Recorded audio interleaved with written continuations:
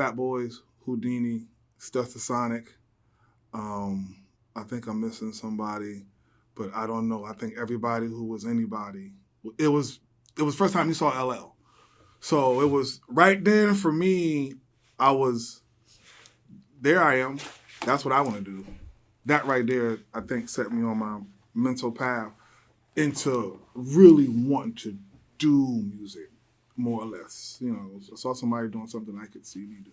Tenfold. So let's get the guy to the right of you. Let's get a brief introduction of who he is and where you from. Right of me. Right of me. I'm sorry. No, it's all good. It's all good. It's all good. My name is Ron Johnson.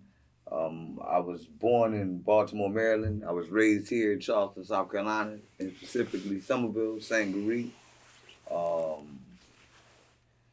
As far as doing the music thing, man, hip hop has always been has always been my love. I just started up kicking kind of just raps for cats back in the day in like middle school. I would say, man, I probably wrote my first rhyme when I was like in the 7th grade, which might have been, I don't know, I think 89, something like that. And then, I just kind of progressed from there. Been on the scene here locally in Charleston for quite some time. Got a lot of cats that I would say I influenced and kind of, my presence may have influenced a lot of cats that continued it on. Great kudos to all of them. I mean, a lot of the Somerville younger cats, doing their thing as well. Shout outs to everybody. But, we started the OP, what used to be called the Legion of Funk. I want to shout out to the LOF. That's the legendary name that we came under. And, back then, nobody wanted to give us shows. Nobody wanted to allow us to get on stage. So, we come to cat shows and we rap at your show.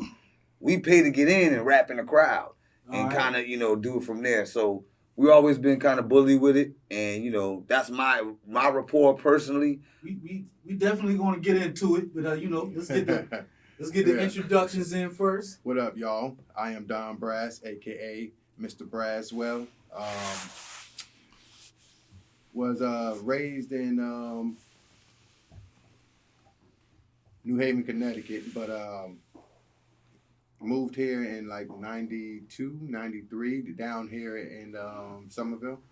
And, ever since then, just been rapping. You know what I'm saying? I just was around cats who rapped, so it was like, hey, you got to fall in line. So that's what I did, fell in line, and, I had the skill to rap. All right. So we got the introductions in. Everybody young cat, did everybody like go to school together? Is this a partnership that's going back a long time? Or We all went to school together at a certain period of time. what school was that? Stratford. We went to Stratford together. Me and Rodney went to Stratford together. He eventually went to Stratford because he's younger. I wound up graduating from Blue Street High School my senior year. So we just kept in contact and continued to do the music together. So I'm kind of figuring that everybody probably has a different musical background or backstory as to how they got into hip hop. Correct. Even got together. Yeah. Say that again, sir? Even got together. Like, even how we got together, the origin. We didn't all start rapping, per se, together. Right. We eventually, because I'm from Goose Creek, we're from Sangaree. We just happened to go to the same school. So. Tenfold. And I do want to give everybody, equal exposure as to what they got going on. So right now, I want to get a brief description of what was life rapping before the K.O.P came together. Just a little synopsis of maybe what you went through doing your thing on your own, and then what led up to the K.O.P. And then we'll move on from there. I'll make it quick too. For me, I wanted to learn how to battle better. I wanted to know how to get the next rhyme better than the next person by a third period. So I spent a lot of time, sharpening my skills, trying to make sure I was hot for the next period. Most of the time, that's when mostly what I did because we were, against each other.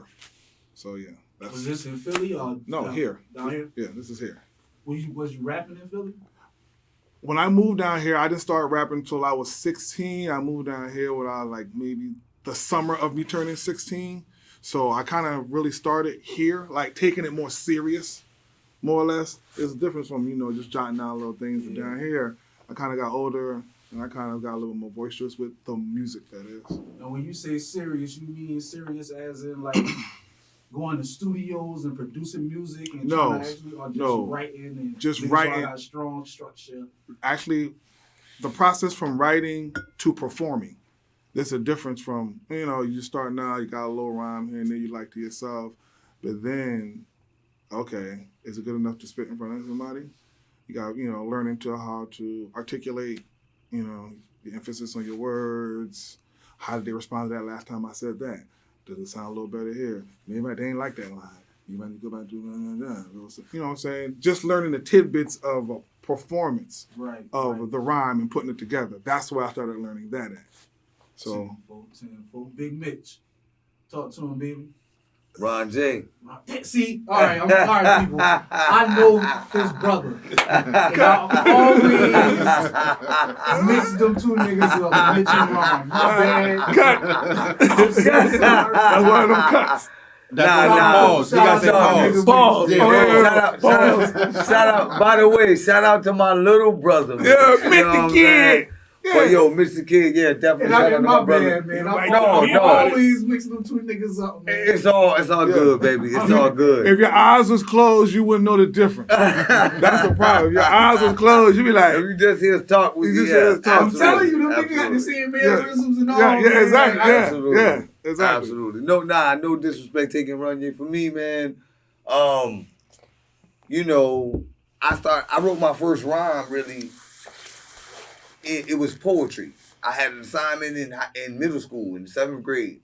It was for English. And we had to do either some sort of poem. We had to do some sort of poem,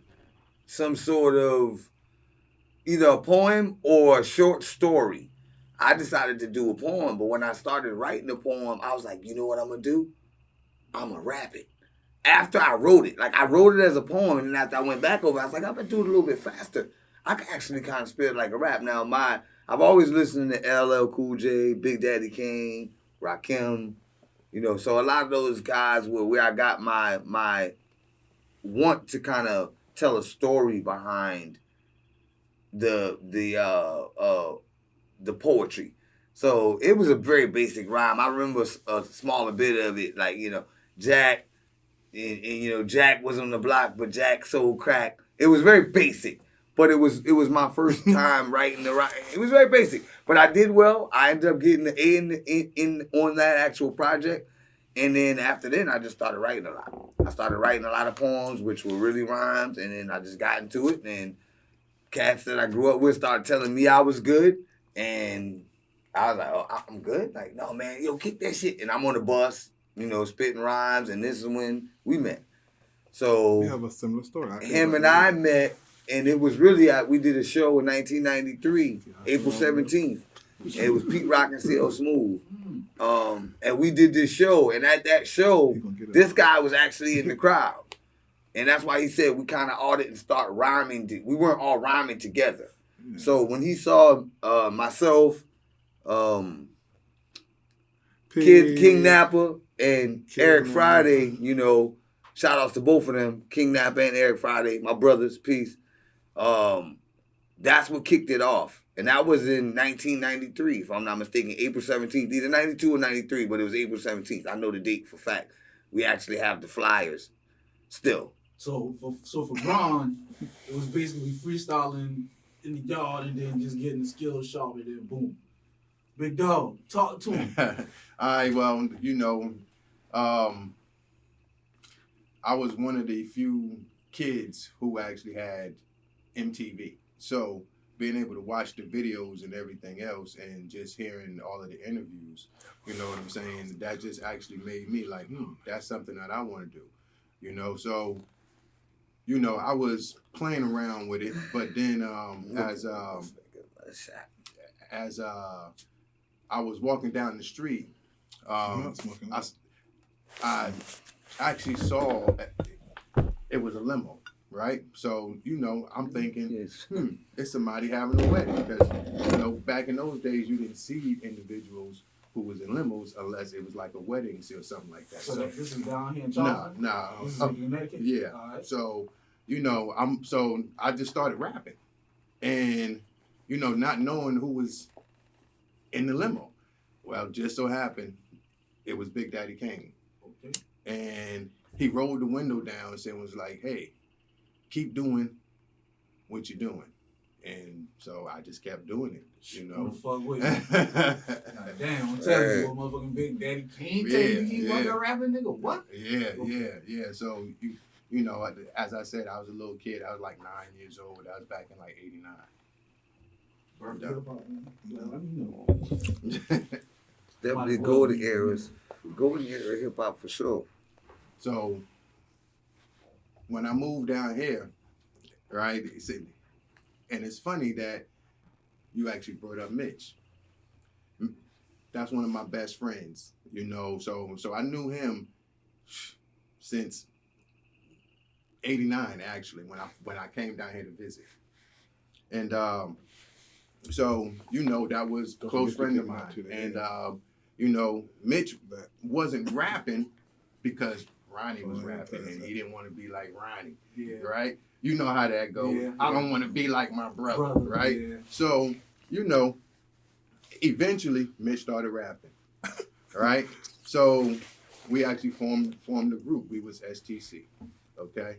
And STC, we were their little brothers. Yeah. And so you know how that go, right? So Keyword is. So Not was. yeah, whatever. Well, STC meaning the Stormtrooper clique. Right. So, you know, and that's how I linked up with them, like as far as LOF at that time. And you know, and ever since then, we've been just rocking with each other. All right, so now the motherfucking what is it? Voltron is formed. What my niggas got going on? What's happening around this time, music wise and just in life in general? I'll start. Okay, so we'll set the scene. The year is '94. I was coming down the black hallway, as we call it in Stratford, the good old black hallway. Not the black hallway. The black hallway, yes, the black. For those who hallway. went to Stratford High School, y'all know what we talking about. Y'all know When what I'm we say talking the about. black The hallway, black hallway. y'all know exactly what Y'all we know talking what we about. talking about. Shout out to the Mitchell brothers, Lats in the building, Yes. Tall Pines. You know, I ain't gonna go too far. Yeah, y'all know who y'all are. 203. Shout out, yeah, you already know it. Yeah. You know, but we We'll was get in the in there, nigga we'll get in hallway, there, we'll if get you in will. So- Basically, the nigga hallway. Go ahead, Yeah, I'm sorry. And everything that went down in the nigga hallway had to be official. Yeah, My bad. You got the nigga hallway, nigga. You right? Yeah. So we down the black hallway, right? This is my version of the story. I'm coming down the black hallway. I feel as though that I got the rhyme for the day. I know what's going on. I already What's the rhyme heard. for the day? No, for why me. is that important? Why? But tell the people why the rhyme for the day. Okay. They don't know about the that. rhyme of the day is the status for the day because we all what we call ourselves Highlanders. We're Islanders. We like to slice. We just MCs. That's what we do. So I'm in So every day we battle. 11th, 12th Every day we grade. battle. That's what he's not saying. So I'm telling my version of the story. You have your time to tell your version of the story. I'm sorry. So I'm coming down the hallway. I'm thinking, I got the rhyme of the day. There's no way that nobody got anything hotter than me today. So I get to the battle because I know what's going on. I'm like, okay. I'm like third. Okay. The dude before me rhymed off his paper, which is like a no-no. Nah, not in a freestyle battle. This is no, you can't rhyme your paper. Even if you knew the rhyme and even if you have written it and you remembered it, that's fine. But still in all, you can't bring your paper. Nah, you can't. So he brought his paper. So I'm like, I'm getting ready to crush it. I dropped my jaw. You remember the there's become a whisper. Nobody's coming around. And niggas hit that. I was like, I got him. And then Eric Friday stepped up. And then he spit this rhyme, and I'm like, I'm still the best right this second. Eric Friday is one I'm of the still most about to treacherous I'm still lyricists the ever. best right now. I still got it right now. He was okay because he already kicked that last week. It seemed like. And then I had to deal with Ron Johnson and P. And when I had to go after Ron Johnson and P, who were already at that time, P wasn't even rapping like that, but he was still doing this thing. And I'm like, these dudes are like really good. Yo, Mario Wag. Shouts out to Wag. Shouts out to Mario Wag. Shouts out to Rashid. Mario said he got a party. Yo, why don't you come around? I heard your shit. It was hot. Mario Party was the hardest party to be at the time. So I'm like, okay. I And can all go this is in the Goose Creek area. This is at Stratford High School. Okay. This is in the parties in Sangaree. Shouts out to the Reek. Somerville in the building. So I get to the party. Tamika Primus is rapping. She's killing it. I'm next. I killed it. That's when Ryan done really got a chance to see me. Okay, he got his own spot. He ain't got to go after nobody. So I had my own little song. So we linked up a little bit more and talked a little bit more. You know, we started forming a little bit more. That's for me. I knew when, okay, we got a little something here because we started learning each other's stuff. And then I let him start. I let one of them go from there because this one story, I know he could finish and he could start afterwards. There's an order we need to go in for the story because at this point, this is right before Voltron forms. This is right before Voltron's form, before we say, hey, let's all rap together. This is right at the time when we all knew who the best MCs were in the school. Who are the best MCs in the school? Who's the cream of the crop? Who knows that? Let me stop rhyming right now because I know they about to kill it at the game. They about to kill it at the period. And it wind up always being the same 5 or 6 people. Not to cut you off, but, you know, just a little education for the young folks, man. This was a different time in life, man. You got your rep from actually, like, doing this shit. You couldn't just say, yeah, man, I'm a rapper. Oh, no. No. You had to prove that shit in the battlegrounds in front of your peers. Hourly. They told you if you was a rapper. Hourly. Oh, definitely. You got It didn't laughed matter at, how you much got dope you food. was selling. It didn't matter how much guns you had. None of that extra shit. You had to give it to them. You had to actually have skill. Yeah. I mean, instantly. Because you knew, I mean, okay, so I was good in school today. There's a party tonight. So I can't even spit the same rhyme I already did at the party. Not only do I have to know this new rhyme, I write it or something. I got to know it. I got to know it in 2.5 hours, and I only got one shot to do it. And in my mind, what scene was eternity probably was like 2 minutes. I probably had 2 minutes. That's it. You know what I'm saying? And then right after that, I didn't know that there was a group being formed in Lolo. I didn't know this. But Goose Creek's own, King Napper, and Eric Friday formed a super group with Ron Johnson at the time, which we would call a super group. Because at the time, those were the guys in school. Like, okay, those guys. There's us, but there was those guys. And then I had a chance to go to the same concert and saw them rap on stage at the P. Rock and Seal Smooth Show as a group, which they kept very quietly, might I add. They kept it very quiet. After that, life changed. Life changed around the school. Life changed for us. We started forming groups from regions. It was the Sangaree area. It was the Goose Creek area.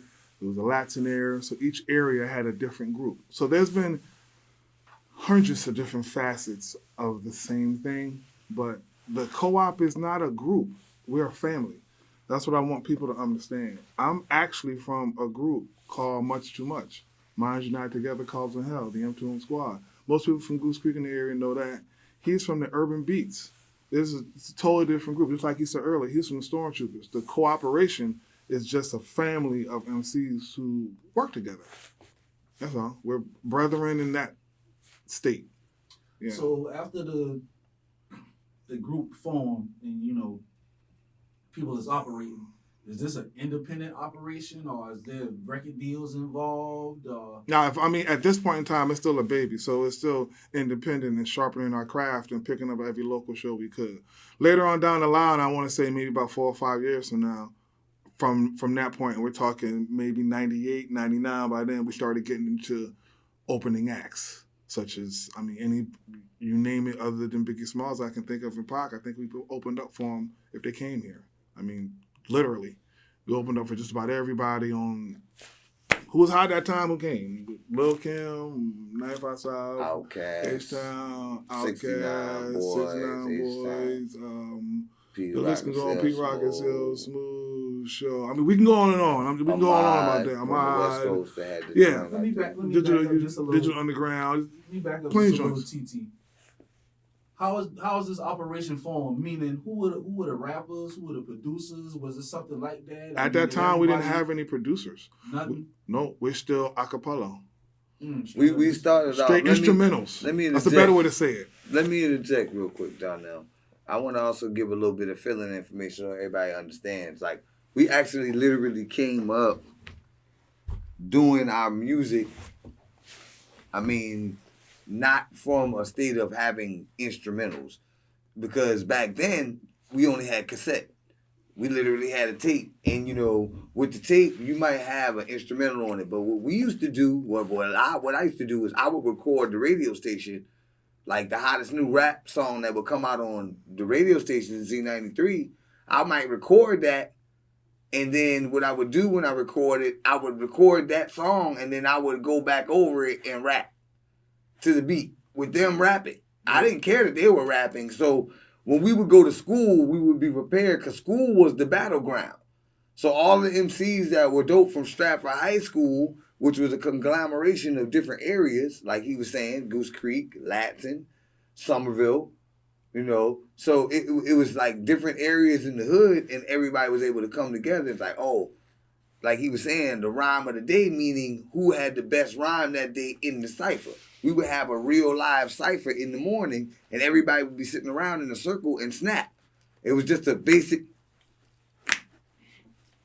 and then everybody would rhyme, Right. and it would go from there. So, and then each person would have the opportunity. So when he says the rhyme of the day, that's what he's talking about, meaning, I got the dope rhyme. And everybody was like that in their own right because it was a big deal to be dope in the cipher, especially in the black hallway where all the big homies is looking at you and they like, yo, Lil Ronnie, go spit your shit, or whatever the case may be. So it was a very impactful thing, and to have the support and the admiration of your peers, especially at that time, was an impactful thing. And I think that's what kind of molded us to be so disciplined when it comes down to the rhyme thing. And I just wanted to interject that because I wanted to give the people a little bit of background on what you mean when you say the rhyme of the day, stuff like that. Like we literally ciphered every morning. There was a battle every morning in high school in the black hallway. Tenfold, and I dig that 100%. But at some point in time, a nigga get tired of rapping in front of his homies. And this shit is a quest to, hey, the whole world need to know that I'm the shit. And at what point in time did that evolve in y'all relationship as far as being artists and things like that? Good question. That's a very good question. I can say this. I think for us, especially where we came from, doing the music, originally we never... we didn't. It was so competitive that we didn't want to really. It was about competing with each other. Yeah, like we didn't get that we were supposed to get a record deal. Yeah. We didn't get that. Right. We just was pure and just We good were at just it. such werewolves. We were so hungry. angry. We were just We going didn't at. Dopest verse. That's all we worried That's about. it. We didn't But- give a shit about Who no got the money. dopest But verse? to get to that point when it did eventually happen was much years later. Yeah. After we realized, we've literally done every venue in Charleston. I want to say if I'm From gonna here put to an Columbia, age on it, Georgia. 20 something, maybe. Yeah. maybe. Yeah, before we started thinking about, oh, you know what? We should press to try to, and by then getting a record deal was already played out. You had Not cats, quite, but it you was had on cats its who were way. getting distribution deals for millions. Yeah, $93 million. yeah. By then, Master P was out. By then, yeah. Master P was out. So it's Right. a different game. So it's a different game. Right. You know, so for us, you know, by the time we realized kind of where we were, I think the times had kind of changed on us. So, and we weren't current right then. We were more worried about being the best. We weren't worried about getting a record deal or getting signed or any of those things. Yeah. It was always competitive for us. We was coming to your show, knocking on your door, like, oh, you're that good? Let's see. Right. Yeah. We were the bully. We were the rap bully. We didn't give a fuck who you were. Shout out to the Thundercats. Like, the Thundercats come to your party and whip your ass. We were the rap bullies, like in that way. We come to your party and whip your ass on lyrically. And so that you just mentioned Thundercats. What's Thundercats? Thundercats is a group of friends from Somerville. Some good close friends of mine. In fact, shout out to everybody from TC. You know, Ronald Ritter, of course, my big bubba T. Cool, of course, my cousin Lenny Swindles, you know, the whole organization. I can go on and on. Swindles. Scott Thomas, you know, my big bubba. You already know what it is, so, you know. But those individuals, you know, there's some guys that were from Somerville who, you know, were formidable gentlemen. You know, and that's how I'm going to put it, you know, I mean, guys that I respected and looked up to and considered big brothers. All of us did. And it's interesting that you asked that because I got to tell good stories because I like to tell good stories. This is what this stuff is about. Hey, fuck it. This is what we here for. Yeah. We actually, throughout our times of coming up, because, you know, I'm a Somerville cat. I'm from Sangaree, but I'm not from the middle town of Somerville. So, you know, and Ranya, you can verify this. You understand. You know, because you're from the middle side of Somerville, and I'm from the other side of Somerville, across that bridge there. So, you know, even though I'm from Sangaree, you know, I'm considered one of the niggas that live in the suburbs. You know what I'm saying? But my cousin, Lenny Swindle, shout out to you, Swindles. You already know what it is, big baby. He lived in the middle side of Somerville, you know, and what ended up happening for me in particular, I graduated from Somerville High School, but I went to Stratford High School, which would be considered a preppy version of what Somerville was, if you will. So, and the Thundercats were formidable gentlemen, you know what I'm saying? Like I said, that's the way I'm going to put it. Do much respect to them, all of my brothers. I mean, Shin Holmes, you know, Scott, like I said, I can go on. I'm not even going, you know, all y'all, peace out, peace enough, respect to the T-Cats, man. You know, I love y'all, man. It's Ron, it's Rapping Ronnie, baby. You know what I'm saying? But yeah, man. Those guys were serious over there. We kind of had a beef. My crew, at that time, we were the LOF, the Legion of Funk. Like he was saying, we kind of getting up to that point where we started rapping. We weren't getting paid yet. We rocked with a promoter named Christian Cameron, and Christian Cameron's the guy who got us. Chuckle. Christian Cameron. Chuckle. That's the story. We got to talk about that. Go ahead. Oh yeah, we will. Christian Cameron's the guy who got us all the shows that we were on at the time. And you know that, like he said, at this time, this was in the time of booty shake music. Yeah. We're talking 93. Uncle Luke, real yeah, good. Uncle Luke, yeah. Shout out to Uncle Luke. You know what I'm saying? But yeah, Uncle Luke, that type of 69 boys. Yeah. And we performed with them. I'll never forget, at the H-Town show, we went from being openers to fucking security. Because the girls rushed it. And remember that? Mm-hmm. And they broke down the gates. Like, girls were blitzing the stage, and we had to try to hold them back and shit. It was crazy. But that was the type of shit that was going on because we were just coming up. We didn't know to get paid. We were happy just being able to be on a stage and rap with these guys. So it was a very big thing. So back to the T-Cats thing, because of kind of their notoriety as who they were as formidable gentlemen, we were known as MCs. We're not tough guys. These guys are more kind of like street cats. But because we're rappers, you know, I'm just being real. And they know it. They know it. Hey, shout out to Big Bubba Coop. You know I love you, baby. You know I'm going to tell the truth. I can't do nothing else but it.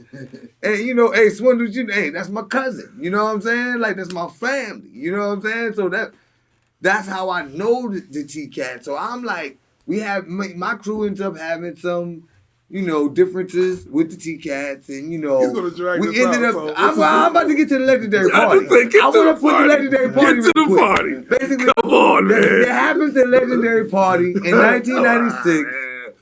We throw a party in Somerville, on across the bridge, which is on their side of town. Where's it going? Because like I said, we on the other side of One town. of our homies is fucking they girls. Oh, That's what it Yes, was. Let's yes, just call it what yes, it is. yes. We was told not to have a party in Somerville because we're the rapper guys. We did anyway We did it fucking because we're anyway. kids and we don't know.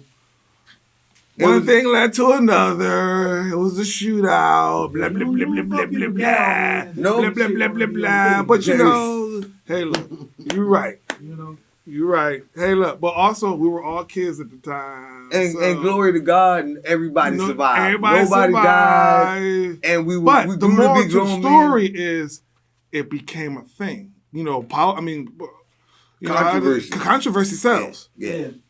So, so it now be- y'all hot. They want y'all at the party. they want us at the party. We was already hot Here's before the then, thing. but that boosted us to the controversy with the legendary Thundercats. We Was realized, able to boost us to we another realized level at a young age unexpectedly. that people will come to your party to be at your party, but not to see you rap at your party. They'll come party with you. But as soon as you say, yo, we about to rhyme, whoop, whoop, whoop, it's like, Yeah. Party, right? I don't know, I might. I mean, we were like, What do you think influences that? what you think? What do I think influences that? Because nobody wants to make nobody else feel like they're somebody. Nobody wants to allow somebody else to become the elephant in the room. That's what I think. So most of the time, we spend our time mic snatching. We figured that out. But in order to make money locally, we figured out, well, maybe we just be the face and just show up and shake hands. And if we feel like snatching the mic, we won't make it just a big deal and promote that. We made way more money off that than we did back then saying The artists. we had a show. Exactly. Saying we had a show. Hey, we got a show, so. So You know? to really find out your question, it became apparent to us early because we didn't have equipment. Back then, we're talking in the early 90s. We're talking Charleston, South Carolina. It's a rural area. I mean, I love it, don't get me wrong, but it's a rural area, especially in the early 90s. To see a cat with, the type of equipment. We're talking you anywhere got- from 92 to 99. But like right now, you would be like a futuristic spaceman to as far as the equipment, Yeah. exactly. Man. Irrelevant It's a to man. that time. I mean, You that's know. part. That goes to another thing about music in general. People will say this. There's always two sides to an argument. But one side of why the music seems so diluted now is because it became so accessible Yeah. for everybody For to do everybody. it. So now everybody feels as though they're a Yeah, rapper. dude. But that's if you have the opinion that the music is diluted. I don't necessarily have that opinion. Everything changes. Different generations are inspired and in different ways. motivated by in different ways and Yeah. different things. And as being, OGs, quote Right, unquote. right. Now, That's what somebody told me the other day. it's Yo, what's our up? thing, it's our thing to just do what we do, enjoy what we do, and just give games when they Right. ask for it. Right. Nobody wants to be told nothing. Nobody wants No. to be imposed upon. You didn't when you was that age, and I don't really think that See, is with that shit either. Here's my personal, I shouldn't say a problem. And it's a personal, I guess it's my personal problem. I don't even look at it like that. I look at it like, oh, you can rap. Well, let's see how good you are. That's just, for me, it's just that clean cut. It's just that clean cut. If We're you're still a rapper, Highlanders. you're a rapper. That's We're what I'm still saying. Highlanders. Maybe that's a personal problem. So Yeah. I'm saying, like, I don't care who you think. I mean, I'm not saying I'm the best. I'm just saying that, well, let's see how good you say you are. Because you minging. Okay, well, let's see. Regardless of what style you are. And, Let's just but see. I wouldn't say that. I don't think the game is so much diluted. I wouldn't. I Yeah. wouldn't say that. I wouldn't would say that either. that. I appreciate what the young cats bring to the table. Yeah. I do understand, and when I say the young cats, I mean the newer style of hip hop is always supposed to evolve. Yeah, Without right. evolution, none of us would be even still doing it. Right. So it's a wonderful thing to see it evolve, and I love that part of it. But what I will say, as far as when cats say that it's diluted, I think that that's a perceptively based thing. It depends on what you like. Excuse me. My parents. Me personally, certain eras of hip hop, just in general, I have my favorites and I have those that I may not have liked as much. You know, I'm a huge fan of the conscious era of hip hop. Just that's something that I made favorite to. In essence, with the raw hip hop element, like I said earlier, the Big Daddy Kanes of the world, the Rakims of the world. That was more my favorite era. I'm a huge fan of certain other MCs later on down the line that had the blend of those kind of styles. But as far as the young cats, I don't think they're diluting it. I think that when people say they're diluting it, they're not respecting what their version of the art is. Right. This is hip hop, and so it's something that you project through yourself and how you resemble yourself. That's what makes it unique. So, you know, I never try to disrespect the young cats. And when I say that, also my son, Soldier for Life, Tommy, check his shit out. He popping too. He my son. And, you know, he doesn't kick per se the what I think is the hip hop. He kicks his version of what hip hop is. And so I respect that. And so, Nick, do you think it's diluted? I mean, it's not. I need to ask that to everybody too. See, I actually That's a good question, sir. That's a good question. It's a lot of the same things. You know, it's not original, but every person brings their own element to it. You know what I'm saying? Like it's whether it's their wordplay, whether it's their flow, you know, the beats that they choose, you know. So no, I don't think it's diluted. I just think that, you know, that it's not original. Yeah. Now, Key, this is what I was gonna say. You said the word original, okay? So my cousin told me that, okay, you sound like what somebody else before us sound like. Right. That's what I'm saying. Because he was like, So what's original? that ain't nothing but so. It's the I tried to, you couldn't tell me. I had the Dodge Effect 40 belows on, the hoodie, you know what I'm saying? Bum stickity, bum, bum. He walked outside and said, man, that ain't nothing but James Brown. Y'all ripping off James Brown and you got a gold chain on. Right. That's what he told me. That's what he told me. The first time we made money off doing any music was for ourselves. Yeah. I want to say that for the people too. And for the younger brothers that's out there doing it. And regardless of whatever amount of success, whatever that determines. Now, hold on, Playboy. You say that the first time y'all made some money. Now now let's talk about this. Mm-hmm. How did you make the money? We do our own show. We do our own show. So at some point, niggas was like, we gotta start feeding the family with this shit. Right? Yeah, because we had to start getting something called equipment. And all of this Well, stuff. we didn't have families then. We were still With teenagers. that, something clicked like, hey, I gotta start doing something. Yeah. Right. And the something that I can be doing, I can use rap music to do this. Correct. Bingo. Here's how simple it was.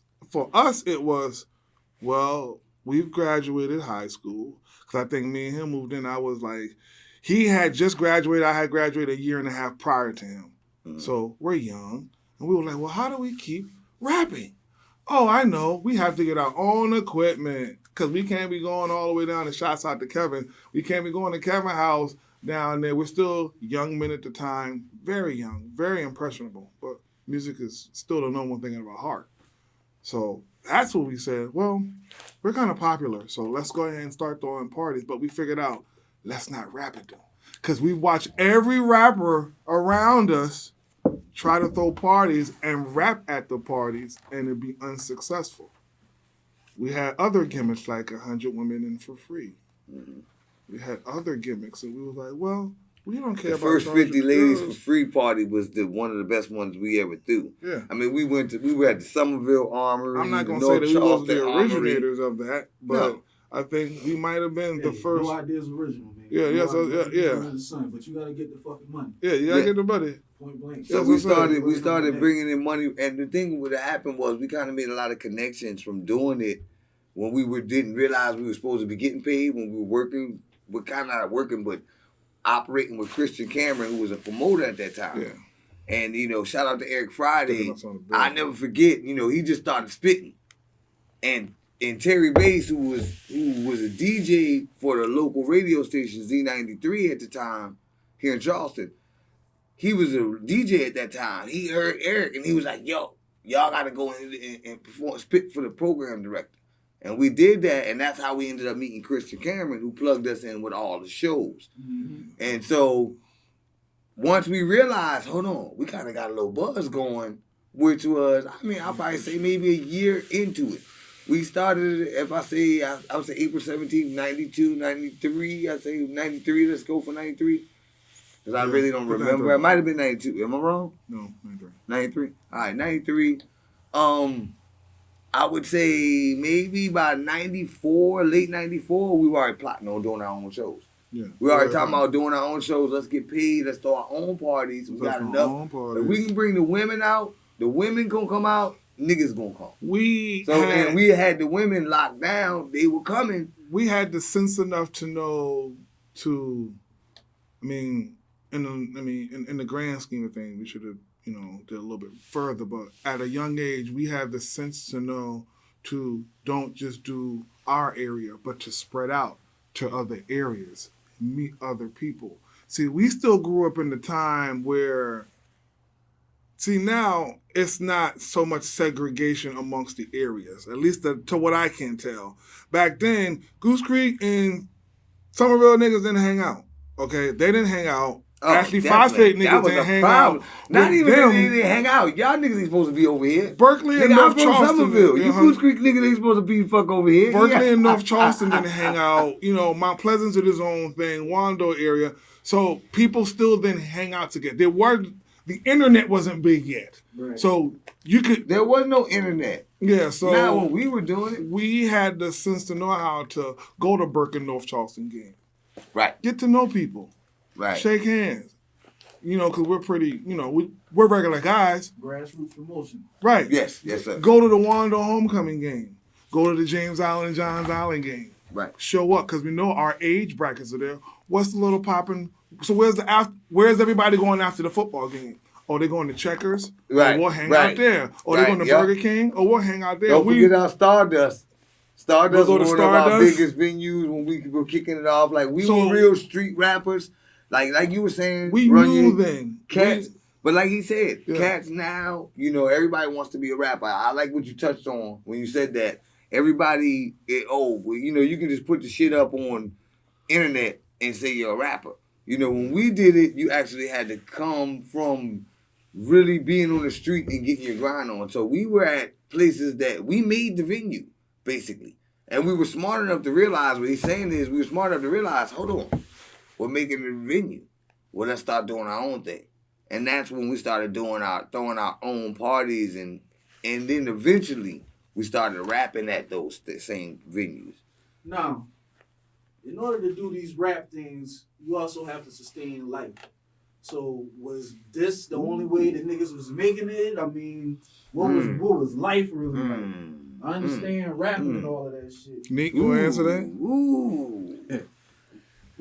Are you talking about back then or now? No, I mean, what I want is the story that keeps niggas from out of jail. Okay. How did this shit go down? Yeah, you put his glasses on. Damn. You got the mask. That's a good question. Like, tell niggas I think I need to answer about this question. I think I need to answer. rap life. You know, I'm telling people that you're doing shows and all of this shit, but you still got bills. I don't give a damn how young you is. You're responsible for something. Well, like I was younger, so yeah, he's still young. And I'm sorry, just before you get into your thing, nothing necessarily has to be crime. A lot of young men. No. We gonna tell the truth. We gonna tell the truth. We gonna tell the truth, bro. You're asking. You're asking under the skin questions. Yeah. Right. Ask questions. I know he's probing. He wants to know about man. He wants to know. Okay, so he said he wants to know about.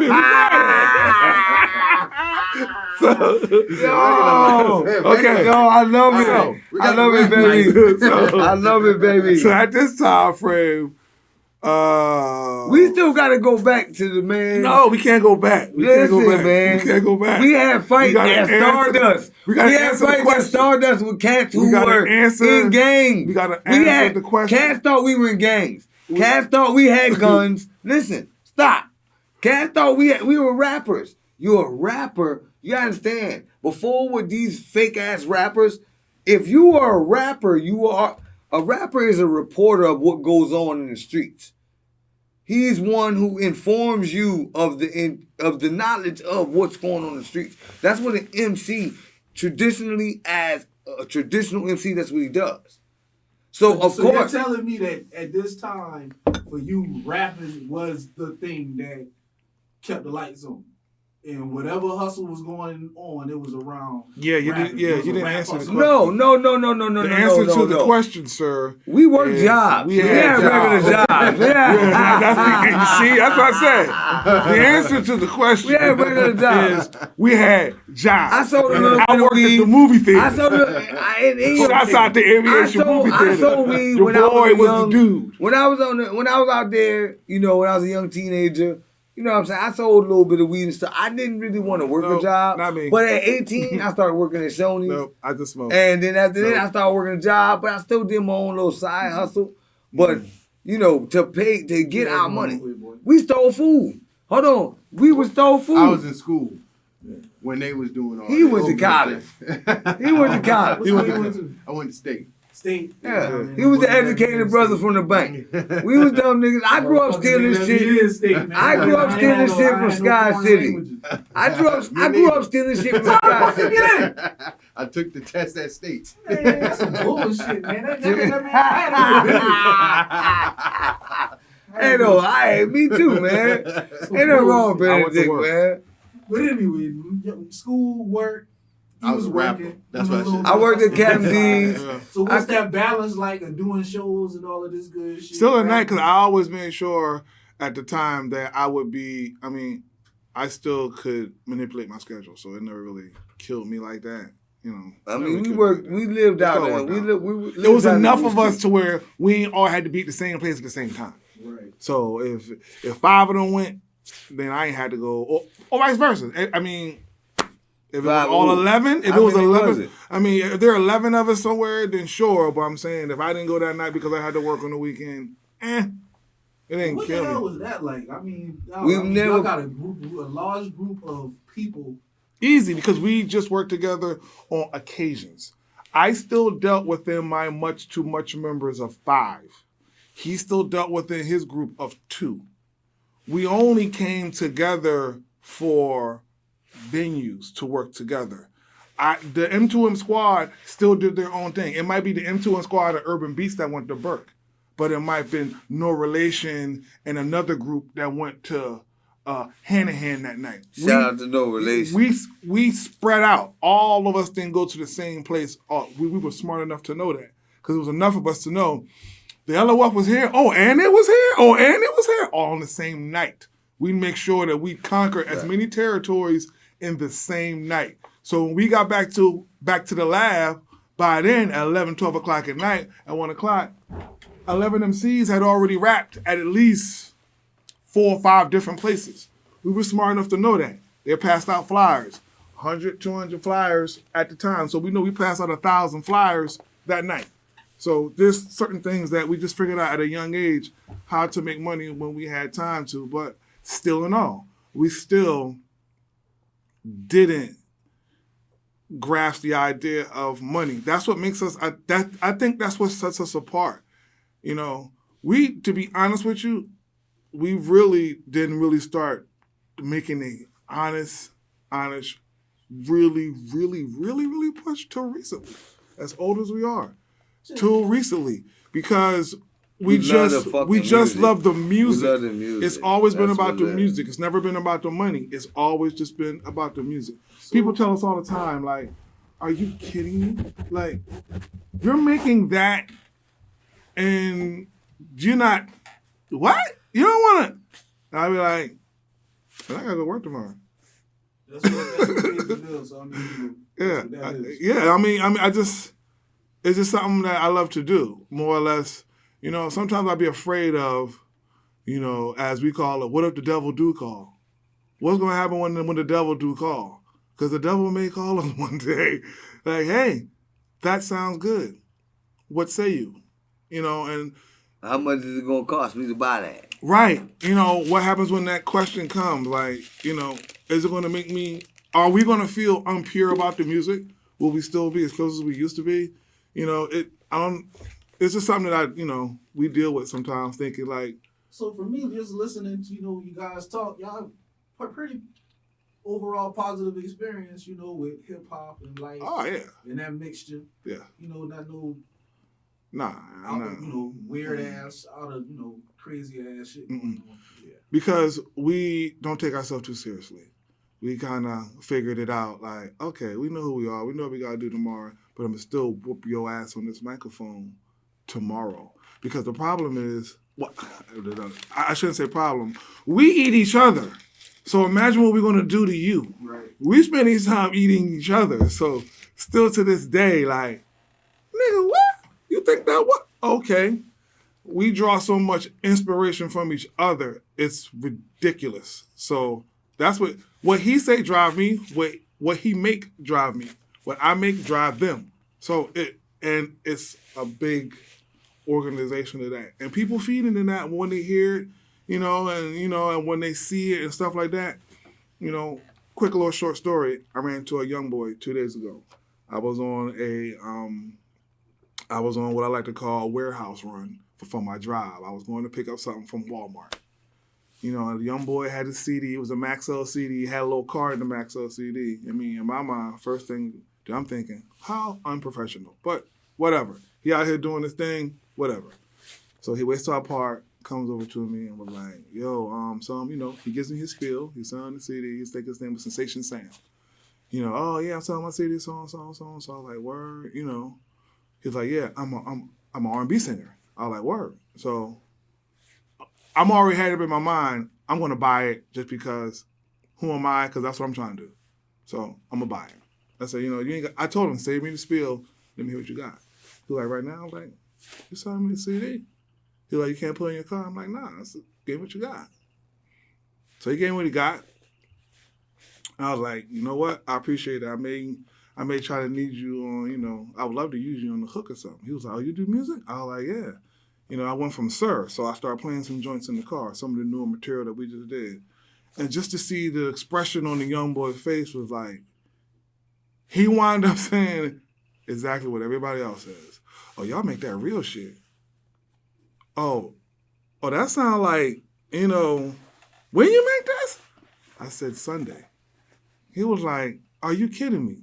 Where? I was like, in a room. I mean, it wasn't no big. So he was like, he was just so impressed with the, authenticity.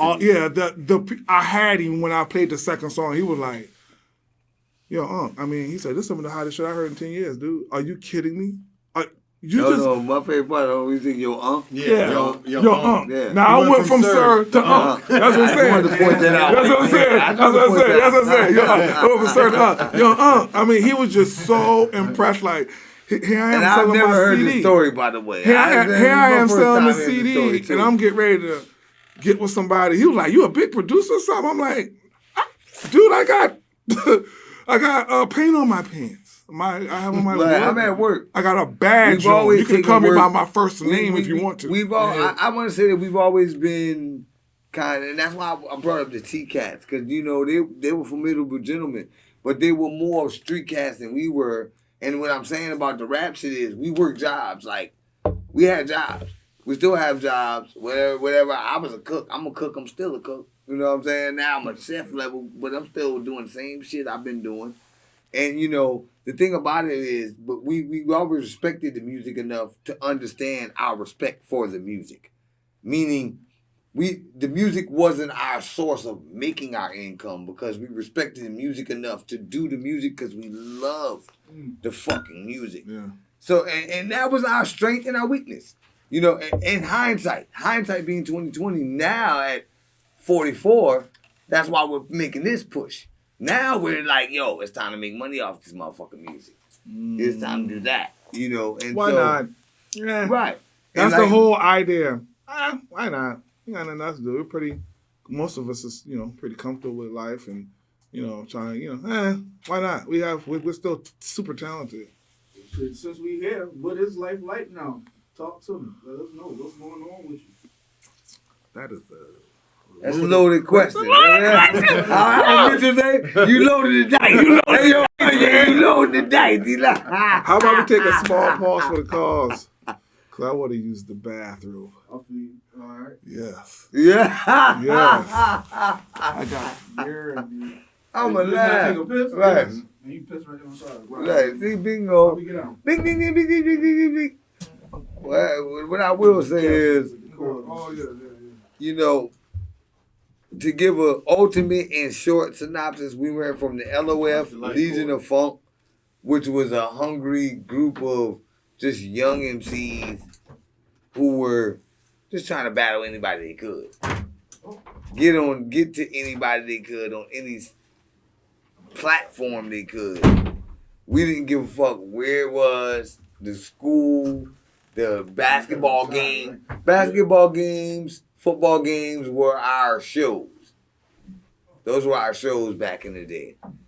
And we did those things just anticipating how many people would be out there. So we knew if we could go to the Burke and Stratford game, we knew that cats that lived downtown would hear us rap. And we would battle cats that lived downtown just to see them rap. You know, just to see those cats rap. Like, all right, it's some cats downtown that rap. We would battle them cats downtown that rap because Burke played Stratford or Burke played Goose Creek. So we always enjoyed and loved going out for those. Those were our original shows. And then we came up from that to finally getting on with a promoter who did actual real venues that were making money at that time. And then we went from that to getting our own manager, and we were doing events. We got somewhat paid. I mean, we had like hotels paid for and shit like that, but we didn't really make no money. And then we started doing our own shows. That's when we realized we could produce ourselves. We can make our own beats. We could just buy the equipment we needed and started going from there. And that's what we did. We started doing that. And that's when a little bit of money started coming in, but it was always about working. It's never not been about working. And I think Quiet as Kept run, that's the difference on this run.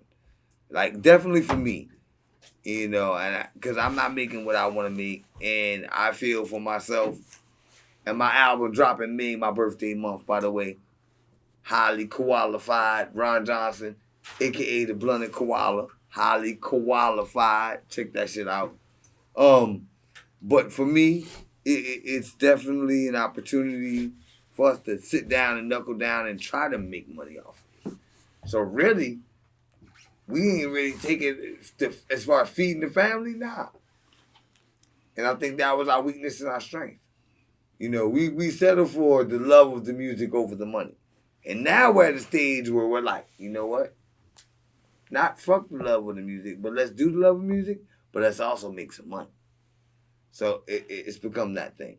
And that's where we're at right now. And that's why for this next year, we got a project from February on to the rest of this year. We got an album dropping every month as a fam.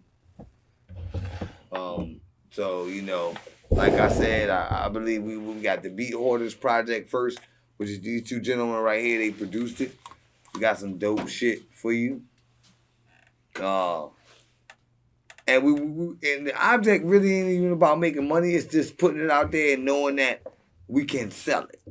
You know. Hold up, Ron. Yes, sir. Yes, sir. Yes, sir. Everybody back. Everybody comfortable. Yeah. Rocking and rolling. All right.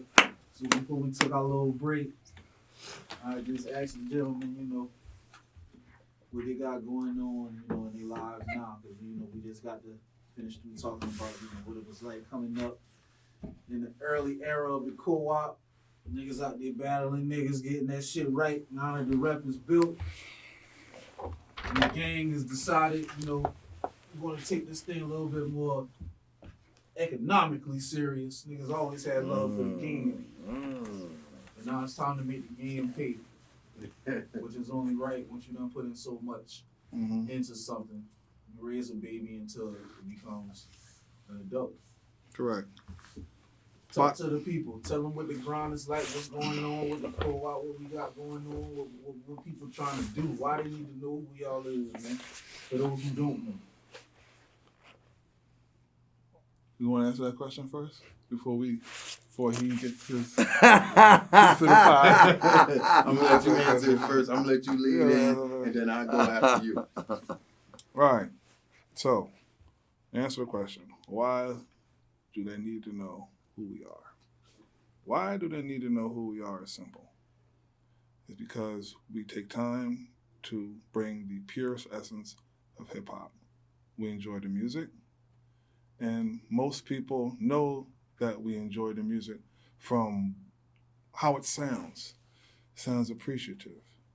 It sounds new. It sounds refreshing. I've heard that word a lot in the last 6 months. Refreshing. It sounds refreshing. It sounds very authentic. Words like that. Everybody needs something new. Everybody needs something different sometime, and I think we fit that category at this present moment of what's different or what's new, to answer your question specifically. Humble, huh? Yeah, kinda. I'm doing my best to. But the problem is, I didn't get a chance to answer the rest of the questions because I had to go to the bathroom last time from the last one. I missed out on that question. Oh, it wasn't no question.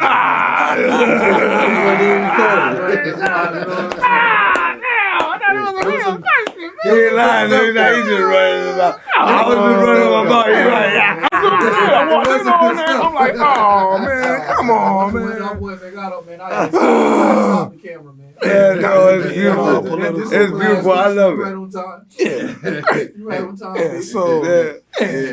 okay, so yeah, I mean, it's refreshing. It's, you know what I'm saying. I think it's time for us, really, you know, so I can go ahead and take the humble shield off. I think it's time for us to get back out here and start slicing people. I just enjoy slicing people on the mic. Most people know that. I just enjoy slicing. I just enjoy battling. Even if I want to lose, it's just the inspiration of the hip hop itself is enough for me to, you know, it gets my juices flowing for music. Tenfold. Talk to me, dog. It gets my juices flowing. Yeah, listen, I'm not gonna be as humble as he was. You know, it just boils down to, I feel like we the best out doing it. You know, and you know, we haven't been heard. And yes, it is new to other individuals, but it's old to us. Right? I mean, you know what I'm saying? But we the best doing it, and it's about time that we actually show that we are the best that is out there doing it. You know, this is rap. We actually came to rap, so we the best, and that's where I'm at. Right now. He just said it. He just said it. You know? Ron, what's up, Playboy? Alright, Was going it's loaded dice. It's loaded dice. It's loaded dice. See, I we need to hear trying the to- question one more time. Basically, man, you know, just trying to let the people know why is it that, you know, after such a period of time, you still Relevant. Relevant. wanting to give it to Yeah, him. nigga, I'm talking about. Well, I mean, for me, all I can say is I'm rugged as hell. The ladies say I clean up well. Puffin' L's, no cologne, I love the smell. Say who better than Ron J, lies don't care who tell. You a joke, Dave Chappelle, piss on them R. Kell. Your potential can reach the pinnacle from which I fell. I descend from the heavens and emerge from hell. Words compel cartels, the soul's heartfelt. Infinite being and light, this body's just my shell. This that God flow, stimulated chakra, God glow. Resurrected, perfected, manifest my thoughts though. Overrated, old news niggas is outdated. I'm out skating with Sanaa Lathan's outdating. You in awe with your mouth dropped, you out hating. Meanwhile, I'm on flames, I out Satan. Y'all niggas tell lies to make it real. Knowing your name stink in the city like the paper mill. How about I touch you with this razor, give your face appeal? Just that rugged Ron Johnson, that off the top, that no sponsoring, that low dough, that get that shit, you gotta go though. Y'all niggas hoes though. And that's why. That's You know, what I'm I mean saying. that's why. Yeah. You know, Hey, I like, mean, I've that's- always been doing this. I mean, there's nothing new. You know, the whole some of it. You know, my name ain't never been Rapping Ronnie. I'm Ron Johnson, Blunted Koala. But for shout out to Somerville, gave me the moniker Rapping Ronnie. It's like, you know, Ronnie, little Ronnie, Rapping Ronnie. Like, so Like he's it was a literally, toy. you know, Like he's a bear. yeah, like he's a toy. I mean, Yeah. it's kind of So- interesting that you said a toy because as artists in this entertainment world, I think that's pretty much Which how where we people are. think we are to them. Yeah, Is absolutely. this something that when it's time for performance, hey, come here, sing and dance right quick. Okay, now get the fuck on back. I had to move my chair Somewhere. closer. Damn, Runier, you fucking with me. Damn. You right. You jumping through circles, you know. I'm glad you said that, and I want to touch on it a little bit because, you know, everywhere I go and been going, I mean, since I've been rhyming. Because, you know, we came up rhyming when we were in high school. Like, to be on a radio station and, you know, you went to high school and girls see you're in high school. Like, yo, Ronnie, I heard you last night on Z93. You know what I'm saying? It's like, it was a big thing for us, even though we weren't making money. So it was because of that love Eddie, look, for it's the turned music that around. we had. That was what fueled us. It was like we would come to school next day and all the fly girls from school and other schools that we knew, because we had homeboys, like he was saying, we were territorial. So we had cats that went to Somerville High School, cats that went to Fort Dorchester, cats that went to Goose Creek, cats that went to Stratford, cats that went to Stall. We had Right. cats that rhymed with us that was a part of the LOF, the Legion of Funk. That was our name back in the day, in the 90s.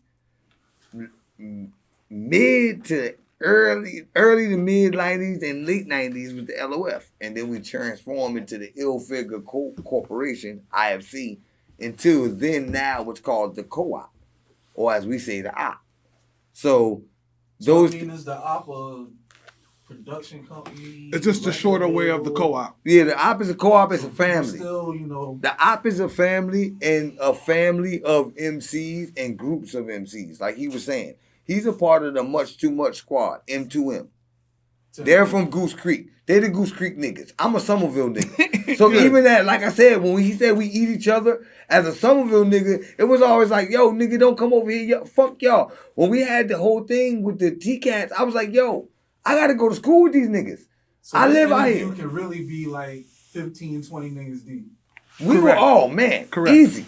Yeah, Correct. yeah. We were 18, 20 niggas deep. When we showed up, we looked like a gang. And that was why we had problems Like with that bad gangs. moniker. Or with formidable gentlemen, as I like to call them. That's because we rolled 18 deep. Yeah. So literally, and shout out to Big Tim, like one of our older homeboys, Tim, he actually carried guns. This is in the 90s. I mean, this wasn't no movie shit, no motherfucking Menace to Society. Like, cats actually had, if you had a gun in 92, 93, it didn't matter if it was a shotgun, a little 32, It was a a gun. 25. You had a gun. You had a gun. And so, like, it was cats that had guns. And we were, because we were rappers, and we didn't realize this till we were grown men. Cats thought we had guns. Yeah. We didn't have no fucking guns. Yeah. We were just regular niggas who like to rap, try to make it, you know, like, hey, I rap, you know what I mean? But because we were rappers, it was a lot of things going on. Like I said, we were on a radio station. It was a lot of, and I never realized this at the time, a lot of outside pressure. But it wasn't, because we were just doing what we love to do. And that's why we're still doing it. That's why, glory to God, all the cats that we may have had inquisitions with, it's all peace and love now. And, we're still going on as grown men. And that's the thing, when you talk about diluting, what I want the young cats to know. The Pac and Biggie thing, they knew each other. It wasn't some thing like how everybody makes it. And when I say that, that's the same thing as when I say with us and T-Cats. Because that thing did happen. But guess what? That was the party that got us all our equipment. That same exact party. So what What are you doing now? What's going on now? Well, now, What's the now, game oh, plan? What's hold the on. I move? gotta get this. I gotta get this one right You got a now. lot of them, big Right. Ron, but I'm sorry, but I'm gonna say this one real quick too. Right now, we about to drop an album for the next 12 months. A new album. You're gonna get 2 from each MC amongst the whole Co.Op fam. Plus, you're gonna get 2 compilation albums in the next 12 months. We already got it lined up. We already got videos lined up. It's like right now, we're coming for what they say wasn't ours. We're taking it. You know what I'm saying? Like, and The black ball I'm is the over. general, like, so that's why I wanted to get this question. I know I got a lot of them, and I ain't gonna be too loaded with it, but guess what? For the next 12 months, we already got the music's already done. So niggas better get their shit together. It is whatever. You know, we're coming on our Legion of Funk shit. It's back to the Highlander level, like coming to your show and we might fucking battle you. Like, nah, this just hiding behind, oh, well, I got a little bit of money, I can rap, and you got a gold chain. That shit ain't gonna work. It's gonna come from MC shit. That's where we at now. Right now, my album drops in May. That's my birth month. Check it out. It's called Highly Qualified. And that's a little bit of lightweight. Then I'm dropping another one in November this year. Baptized in Fire. That's the second project. So, and then we got the B Orders. We got Mr. Matthews. We got Don Bras. We got Ed Guy. We got King Napper. We got a list. And that's the difference. We're actually coming for, we want what's ours. Just like we came for the crown to rap at every basketball game and at your show, and we came out there to battle niggas, we're doing that now on this level. On the level of where we can actually make money Yeah, off we've of been it. busy quietly. We've been quietly busy for the last 2 years almost. Shit, a little bit longer than Yeah, that. the pandemic has, changed life. So we've been busy, less going out, getting back to the craft, getting back to work. It's been fun. I tell you one thing though, this journey that we've been embarking on together has brought us closer together, older, and most importantly, it's been fun working together with these two and others because, life happens and we get children, we get jobs, we get wives, you get girlfriends. Life happens. So, of course, it's not so much of nobody did music, but we didn't do it together. I mean, hell, Absolutely. 14 years ago, I joined a band. I was in New Orleans band, lead man for years, still am. So, life changed, Shout out to New Orleans. Yeah, shout out to the NIB. Life changed. So, this particular time around, it was like, just like I said earlier, why not? We're still good. Let's go ahead and put some work in. Let's go ahead and spend our extra time that we're not doing nothing into doing some music. I know we're upsetting a lot. I know we're upsetting our households, more or less, because we are going really, I don't have no household, by the way. Niggas. I'm single as a motherfucker. man, the Them creative niggas spirit married. of Look, God. you see my finger? Exactly. My ring finger broke. Oh, okay. Yeah, it's just been fun. We got some good ideas. I think people are gonna really, really gravitate to it. Hey, to the wives, man, y'all just take it easy with us, man. Just give us a little second. We're working on some shit, and we trying to bring it home for the family. I know it sounds full up when we be talking to y'all about the interviews and the And what we got going on videos with the and music. rapping and all of that. I know it sounds crazy because it is crazy, but you gotta believe in something. Yeah. That's where we at now in life. We gotta create our own motivations to wake up in the morning. Right. I mean something. Well, we love it, man. And I'm going to Something. be honest with you. I'm going to be real honest with you, Runye. I'm going to tell you this. I'm going to be real candid, super candid. We're the best that's ever been out. We're the best that's never been heard. And I'm going to speak for myself. You can't fuck with me. It don't matter. Like, if you're ready to go right now, tomorrow, whoever, and I'm not saying that as an MC, you have to have that Right. feeling about yourself. And I don't feel that way just about myself, but my entire fam. And we're Operation of Fam. That's the thing that made it so strange. Yeah, like he was just saying, we compete with each other. So that makes our sword sharpening a little different level. Because just like you know, you from that side of Somerville. I still represent the side of Somerville you're from when it comes down to my own brother in arms as an MC. I still bout with him, but he's bouting the Goose Creek niggas.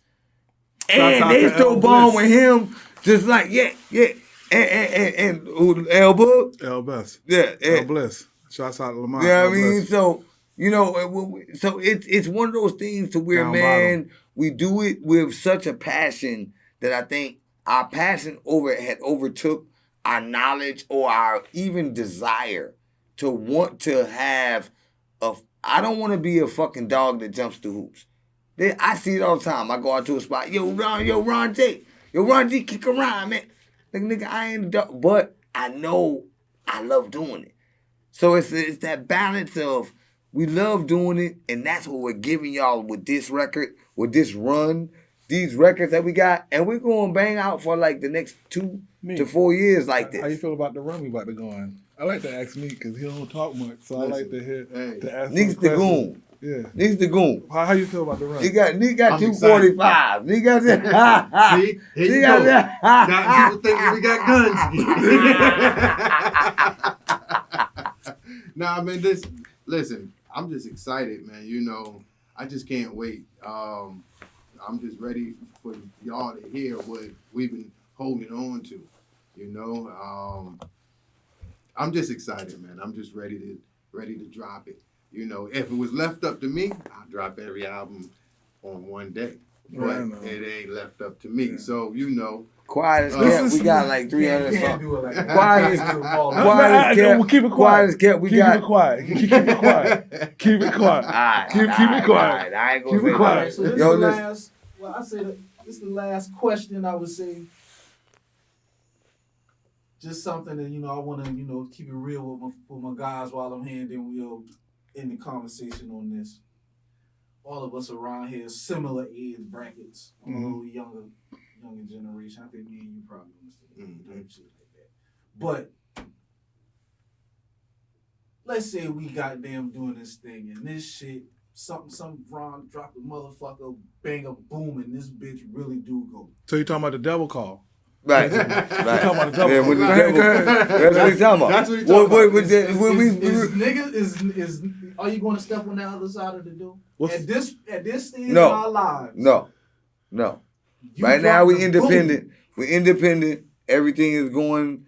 We're in a position. But even staying independent, you got to understand that in order to goddamn. Yeah, the devil gonna call. Yeah, the devil gonna generate call. something, you basically acting like a major.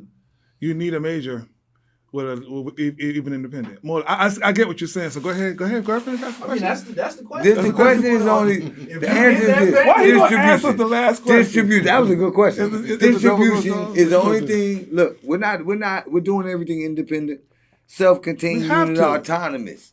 Y'all softening vagina lips. Vapors how I mind the biz. Yeah. Watch the Wells report for what time it is. Some niggas got tiny dicks.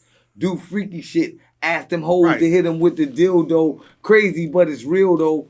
Covered defeat like a steel toe. Kryptonite, I murked the man to steal though. Authenticated real flow. Do it real slow. They gotta Leroy wait till glow. May, man. They gotta wait till Kilo is May. slow. They gotta wait till May. All right. wait till May. Yeah. Wait, So that's just why. wait till May. You know what I'm saying? We dropping the real fucking shit. There's nothing Yes. else. This is, listen, they called us all kind of things since we came up. I dig what you're saying, my nigga, but listen though.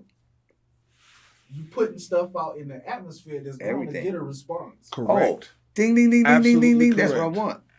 Absolutely I want a correct. response. So once that response hits, We're gonna do our best to stay as independent as we possibly can.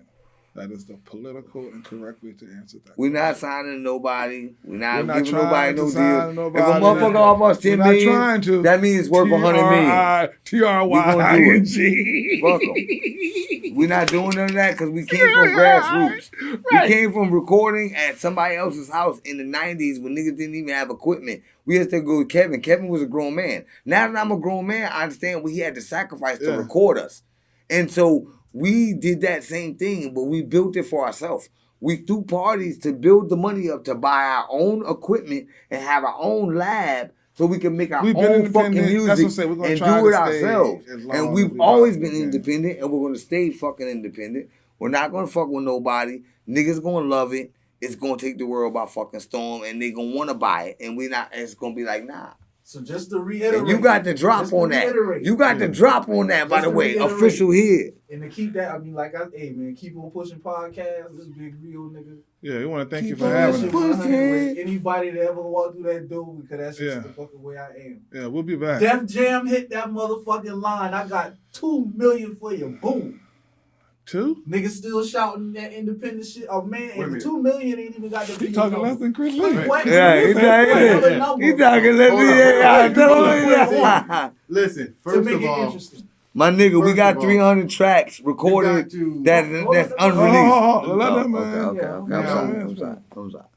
are you saying for one individual album, or you saying for all of the albums? See, that's the whole thing. Yeah. You know, if you saying for one individual album and you saying 10 No. mil, that might No. change a little thing for No, that. he sound like Chris individual. Lee too. We got enough music. Wait. He sound like Everybody Chris Lee. is He sound like Chris Lee. That, see, that might change a Because it little was on something camera. for That's that only different. that It was on camera.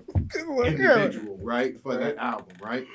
But the way that I see it is, if it's for the whole, and you saying 2 million, Put any number that you need to put on it that makes it interesting. you gotta put $1 billion up there for everybody's album.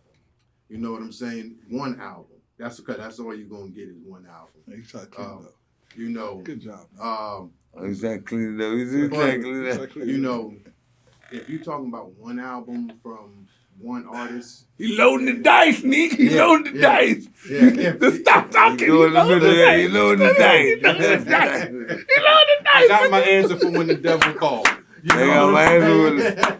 I got my answer. Call us. You know what I'm saying? Nigga, stop. You supposed to call us. You never supposed to answer the question. It was a test. It was a test. It was a test. It was a test. Thanks for answering the question. That's the So answer. now we know. Right. You can't answer when the devil call. You can't answer when the devil call. When the devil call, everybody. you better not answer. You say, hold on. Here's what I know. I'm going to leave somebody else to call. Okay, here's what I know. Let me If ask he you say something. $1 billion, Here's what I ain't calling y'all. See, I'm sorry. Here's what I know. Here's what I know to answer your question. If they call for X amount of dollars, somebody else is going to call for X amount of dollars. We'll just weigh it out and see what gives us the best offer, which is best for us, which we want to do. Jeff the best way to- Bezos ain't gonna call. We're But only That's the best, signing we're going to do distribution. what's best for us. We're What's only best for signing us. distribution. The best one that we can get for us, because we want to be independent. right. So, you know, that's what we the- want to that's do. We're only So, signing for who distribution. wants to get? I don't think nobody's going to not offer us what we want. The question is, what's the number and what we want? I mean, because shit, they don't want to deal with it anyway. Fuck it, great. You want to be independent? You do all the shit we do. We just you make it, we spend it, versus Right. trying to hold us down anyway. So I mean, I don't think we'll not get whatever we're asking for, you know, per Distribution. se. But Right. the end game is. You can't You know what I'm saying? He said, was it 2 or was it 3? Give me 100 big. Give me 100 big. Hey, you gotta make sure. You know what I'm saying? Is Give it me a- for I want a everybody? He's still talking to the devil. He's still talking to the devil. My man right there is a businessman. Businessman. Everything That's what I'm saying. Speak for everybody. We gotta talk. Yeah, I can't speak for everybody. Was You know it what 2 I'm for saying? one album? When it's Or for all? when it's Y'all niggas talking everybody. this independent shit. Hold up, we gotta When do it's- the numbers. We got to do Well, when numbers. you talking about it really, if you want to break it down from a numbers perspective, nowadays, when we started doing it, there wasn't this boom of the internet. Right. The internet changed the game for us. Right. Even as older MCs and, you know, market. the cats that... It's there. It's there for Yeah. it. It's out there for you. Absolutely, absolutely.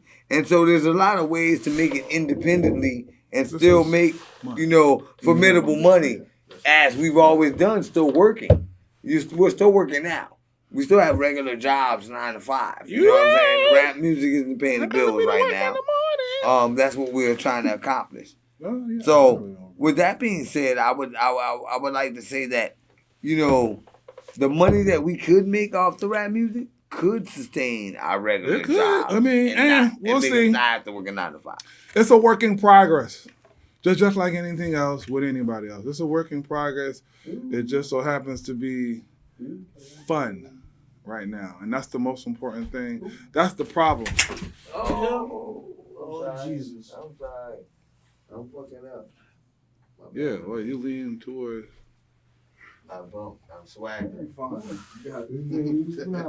Did you see? You do see a cord right there in front of you, right? Glad we ain't Yeah, lying. see, yeah, That cord. Yeah, lift it above your head lift it above versus your the head. window. Yeah, you gotta be careful when you get out Somebody too. get you out right now. $5 Ronnie's shoes is gonna be fucked when he get out of here. It's $5. Oh, yeah. Look, $5. $5. His shoes are going to be shot down when we get back on here. $5. I'll tell you that much. Mm-mm. Hey, man, we can keep going, man. Mm-hmm. I love Ron. Hey, his shoes gonna be shot when he get out of there. Shot. But yeah, it's been all fun for us for the last couple of years, and actually, y'all recording that, man? our houses. We got our own Houses? studios. Self-made. Four different setups. studios. All right. So- Who making the beats and shit? 4 different people. 4 different people. Shout them out. Typically, Outlandish Productions, Down North Productions, Tom Dirt, GOSO, Getting Our Shit Off Productions, Don Brass. Don Brass. All right. Mr. Matthews, The Black Jewel, Much Noise Entertainment. This particular go around, 6 out of the 7 albums I produced. 6 out of the 7. The second Beat Hoarders album, I did not, because that's more of both of our beats. This first Beat Orders albums consist of my tracks, but his interludes, and it's a compilation of every MC that's getting ready to come out with an individual album this next year. So each MC will take a month, maybe 30 days to promote their album. It'll be out for a month. There'll be a show a month. There'll be some kind of live show in a month. There'll probably be a video a week. Starting February 1st, it's probably going to be a video a week for the rest of the year that one of us is probably putting out in some way, shape, or form. We've been diligently working hard. We haven't worked this hard in 15, 20 years on some actual music. So, That shit hits you, don't it? yeah. I mean, that thing just. right. That's sting. right. You know, They come. Yeah, man. for us, it never felt like, and I'm going to be honest when I say this, it never felt like not being successful at it. We never felt as like, oh, we were failures because we tried to do this and we didn't make $1 billion. No, we never looked at it like that. We always looked at it from, you're standing there, I'm standing here, I have a microphone, who's better, me or you? DJ, play it. Drop that beat, motherfucker. Right. So the business side for us was always, shall I say, lacking. We didn't get managers until we were like 30 something. Like, we didn't get managers until we were, because we just wasn't, somebody had to convince us to say, hey, why don't y'all do this? Because y'all are this. So, watch the chord, homie. So, it was a little bit different for us with that.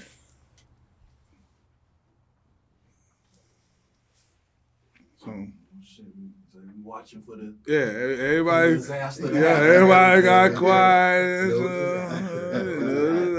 My kicks is a disaster. Yeah, that's what I said. They ain't that do bad. feel They ain't myself, that man. bad. They wet. They wet. I'm gonna flip out. I'm not mad. It's all good. Okay, we're back. He's here. He's safe. Yeah, man, I want to do that. We want to be able to bring back fun. We want to bring back when, just like Ron Johnson said a while ago, when the feeling that makes you feel as though, oh, I got to record that song off the radio. Not to say you are per se, but that feeling, like, Okay. That's what we get most of the time. Okay. That's I good. I feel where you're coming from. Right. I want you to. I want to bring. That's what I would like to bring back. I mean, it's just regular hip hop. It's regular hip hop. Hey man, talent is talent, man. Right, that's what I'm People saying. listen to good music, they hear it, they understand it. It's Correct. It's not that hearing a rapper who has bars is so alien to a motherfucker. No. It's just that getting rich in the entertainment industry is two totally different things. Correct. From being a nice MC. Correct. Getting Correct. rich in the entertainment industry, you're going to sacrifice something. I can't answer what it is because it's different from every person. And obviously, I didn't make the sacrifice because I'm here behind this camera right now. And I'm on the other side. Whatever that was. Well, I ain't gonna say that. I ain't gonna say that because even by your effort now and doing what you're doing, you're still contributing to the hip hop and making a sacrifice to contribute. And that's what I love about this show. I just want to shout out to you for having us on here. And I didn't even know, like I said, I didn't find out till hours ago that it was you, Runye. You know what I'm saying? That was doing this. And I'm like, and you know, as long as we've known each other, I'm flattered. And like I told him, I was like, oh man, it changed the game. It just changed for me personally and my perspective of it. So you're still doing and contributing to, especially in the area. Right. You know, locally in So we're gonna Charleston. class So it. that's big shout outs to you for having us on unbeknownst to for me being on. You know how I'ma I heard speak for about myself, you? Found out? unbeknownst. You know how I heard about this show? I do not. Colors. Big Colors, Network Lane. And the thing is, Colors is from my hood. Yeah. And I know Colors. Yeah, I did his show. I know We did Zach. his show. And we did show. So it's lovely Yeah. that, you know, all these things are kind of coming together because it shows the sacrifice that we did make, the sacrifices that we are making, and that we're still making. You And know, shout like, outs to what's Colors. life for you? You know, even though you're behind the camera, you know, and I know what you've done lyrically as an MC, Runye. I'm asking you, you know, what's your projection? How are you coming across now? You know, and how'd you come from where you came from to where you're at now? Well, I mean, so this is kind of a reverse interview, so I'm gonna make it real short, real sweet, and we back. And when we left, my boy Ron had just asked me basically how I feel about, you know, what I got going on, and you know, I'm thinking, why am I doing what the fuck I'm doing, basically. And you know, coming up, you know, rapping has always been a thing that a nigga just love to do, love to hear, and things like that. Similar stories, but I've always I've always felt like I've had such a sense of responsibility, you know, just in my family life, single parent home, living in the projects, things like that. I felt as though I've always had the responsibility to get shit done. So my whole time rapping, I'm looking at rap as a way out. And it's very few that a nigga really felt. And I mean, it is kind of cliche, but the fucking truth is the truth, nigga. It was either football, basketball, rap, selling dope, or working a job. And Correct. you know, that was the mega motivation. Always keep yourself in the game. That's my philosophy. Don't take yourself out the game. As long as you wake up in the day, whatever you got going on, you always got a shot to make it to the next level. And That's that true. is what keeps pushing me to get into things, you know, with the rap shit. While I was out there rapping, like, you know, rapping hard, you're networking and you're running into people and you're building relationships with certain people doing things. Right. Me, I'm an observative person. I'm not necessarily the most talkative.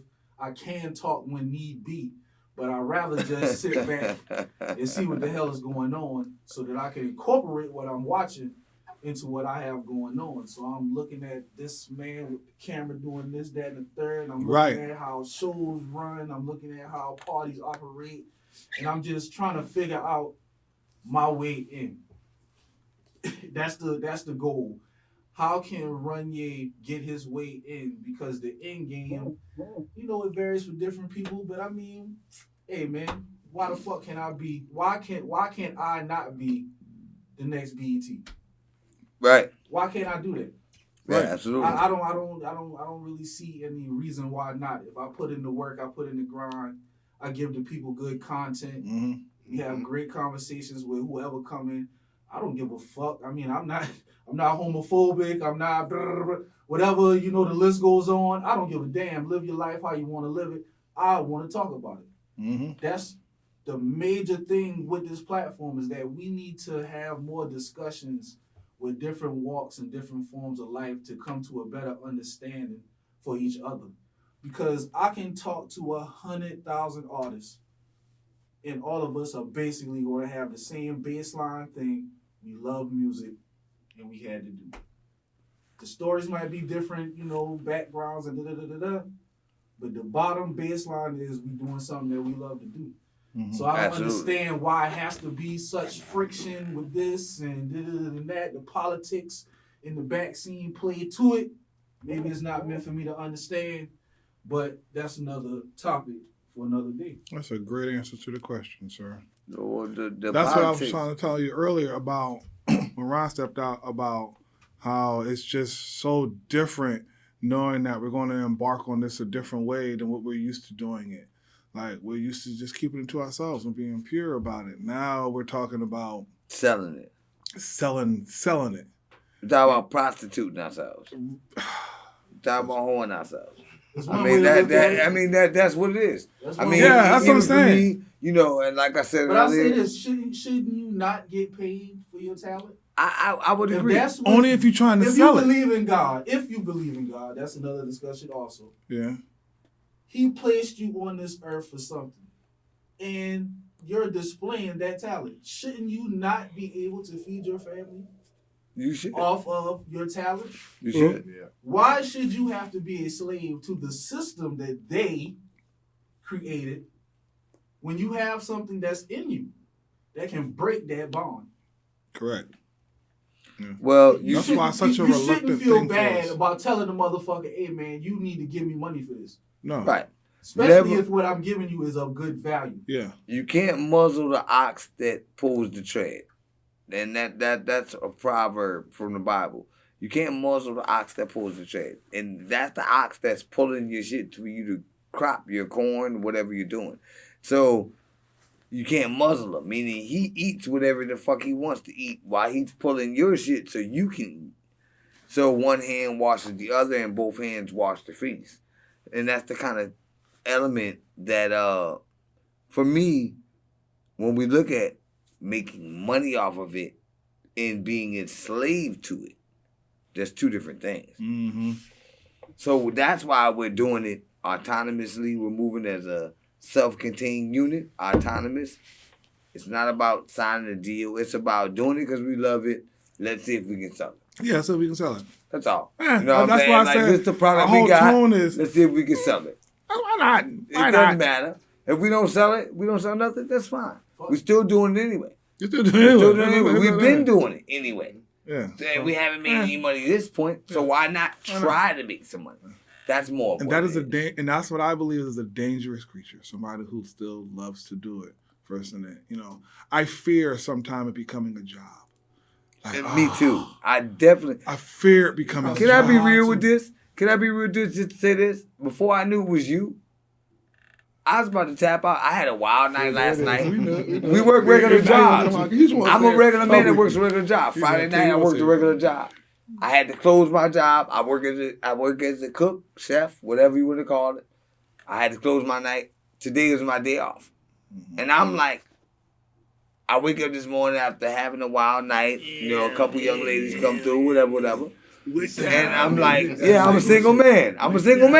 That's what I'm saying. So, I'm like, I don't feel like going to the thing. And I'm like, Runye? Oh, I told him, he's You know you're laughing gonna at turn me. into a He's therapist, laughing right? at me You because know I'm you're a like, therapist right now, right? You know you're a therapist right now. I'm telling him, I'm Do like, a little bit of everything. That's what you can charge him. You can charge him. You can charge him. Give me cash out. Give me cash.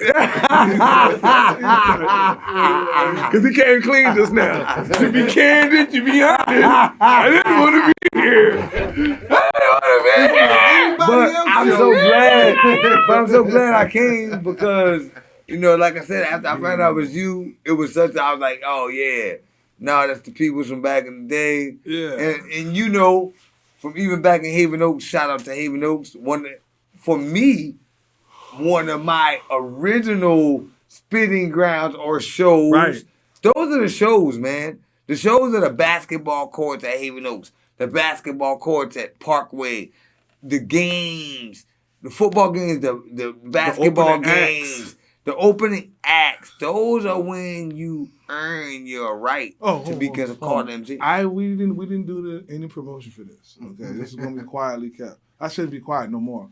But randomly, when the weather gets better, we're gonna be doing random pop-up shows. You don't know where we're gonna be at. We're just gonna show up. We make it a little internet taste, but we're just gonna show up and just perform. Maybe 15 minutes. Give them a Go to little another bit of place where we go. We coming to Somerville. We're coming to Somerville. We're coming Both to sides. every major area in the Low Country. We're going to start there. When it gets a little bit warmer, we're just going to show Free up on pop-up weekends. shows. Free pop-up shows. We're just going to show up, perform, go to the next spot. We'll probably do 8 in 2 days. We're going to do that many shows in 2 days. We'll show up in different areas, different times. We'll get into that as we go on social media, but just to give y'all, you heard it here first, that we're going to be doing pop-up shows. And we know, because once we start doing it, everybody else. Everybody else gonna try to bite it. You know what I'm saying? We always been the forefront runners. Highest form. Highest form. Yeah. Highest form. Flattery. Absolutely. Yeah. We started rapping. We started doing shows. We started doing our own parties. Everybody started doing their own parties. We started making our own beats and all good. And now everybody knows their own beats. You started rapping with a band.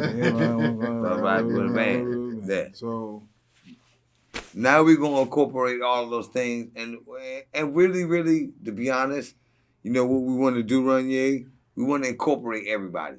Right. We want everybody. We want you. We want Colors. We want Colors. We want Paulo. We want VAR. We want, and this me. Y'all niggas already know what time it is. We want everybody. We want everybody to kind of participate in this movement, especially for us here in the Charleston area. It's not that many of us. You know, so let's really conglomerate together and like push it. That's kind of where we're at, and we're focusing on that and what we do as MCs. Like, so what we do as MCs isn't no arrogant shit.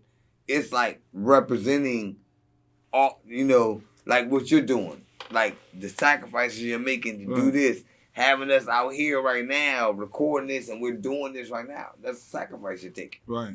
And you're making, you're willing to invest into yourself. Just like we're willing to invest into ourselves. So we want to continue that kind of workmanship, I think, on and on and on as we go through this. That's really the ultimate goal. All right. Well, we're going to wrap this up, fellas. Any last words, comments? I mean, I definitely need all the social media links. Meat hoarders. You got to give the rundown. February 1st. We're old, so let me see if I can remember all that. You can catch us on Facebook at Goose Creek Sangaree. You can catch us on Instagram at the K.O.P or the Op. You can catch us on United Masters as the K.O.P. The C-O-O-P. THECO-OP. On every major platform. You can catch us on YouTube. The Corporation. The regular way it's spelled. The Corporation. But yeah, we'll be coming to you soon. Stay tuned. Please enjoy our work. You should. We got Freestyle Fury coming out. Yeah. That's gonna be the whole Yeah, it's gonna be conglomerate of something freestyle shit. That's Yeah. that's next year for 2023. Yeah. This whole year we're loaded. I just want to say highly qualified from me, Ron Johnson, the Blunted Koala. And then in November, I'm dropping Baptized in Fire. Yeah. Be Hoarders 1, So- The Conductors will be out February 1st. February 1st. Right after that, we have King Napa, solo artist, the very next month. April, we have Tom Dirt, solo artist. Right after that, as he said, May, we got Ron Johnson. We got June, our second Be Hoarders album, which is fucking ridiculous right now. It is ridiculous. And then right after that, we got Ed Guy, his solo album, and we got Typical Lee coming out right after that, and the rotation starts over.